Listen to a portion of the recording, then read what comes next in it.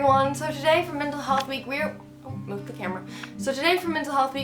going to be talking about misconceptions. And I wanted to talk about misconceptions of something that I've never discussed on this channel, and that's addiction. My interest was recently sparked by this topic when we watched a presentation about the neurobiology of addiction in class. It was done by a psychiatrist who struggled with addiction herself and is now working at a treatment center for addiction known as Pavilion in Mill Spring, North Carolina. She addressed a lot of the misconceptions about addiction, and I've been wanting to share the video with you guys ever since. It will be linked in the description. For now, I'd like to tell you guys some of the myths about addiction and their factual counterparts. Addiction can only be to alcohol and drugs. No. People can be addicted to anything, even things that are supposedly good things, like food or sex or exercise. Addicts are all dirty, homeless, and poor.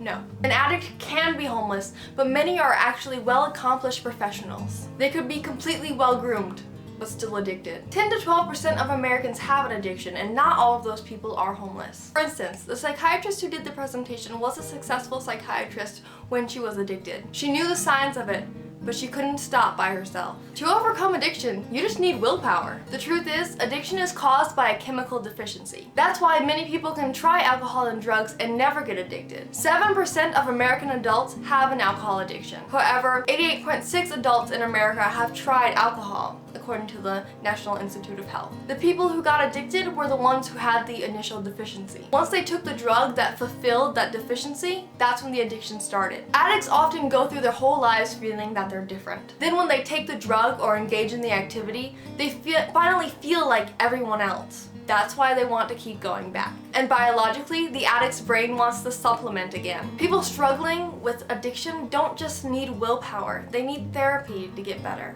Seeking help means you're weak. No.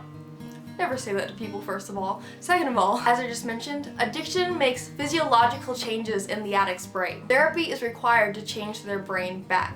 Lastly, why should I try? 12-step programs are basically the same as cognitive behavioral therapy. And cognitive behavioral therapy is scientifically proven to change our brains into healthy brains. It works for many disorders, including addiction. Addiction is a mental illness, and the less we talk about it, the less people will get help. We need to talk about addiction. Along with that, we need to be kind and supportive to those who have addictions. The more we shame and distance ourselves from those who have an addiction, the less they're going to get help. It is possible to recover from addiction. If you need help with addiction or know somebody who does, I will put a link in the description to a directory of treatment centers. Just type in your zip code and refine the search to what you want. I highly suggest that you check out the video I mentioned earlier. This is only a glimpse of what I learned based off the easiest stuff to remember and some articles that refresh my memory. There's a whole host of knowledge in that presentation that I think you'd find incredibly interesting. If you find addiction, mental illness, neurology, psychology, or biology interesting, you'll probably love this presentation. Please watch it. The link will be in the description. The last recommendation for my subscribers is a video by Mark Friedman which compares OCD to addiction. I didn't want to bring it up during the video, but OCD and addiction are a lot alike.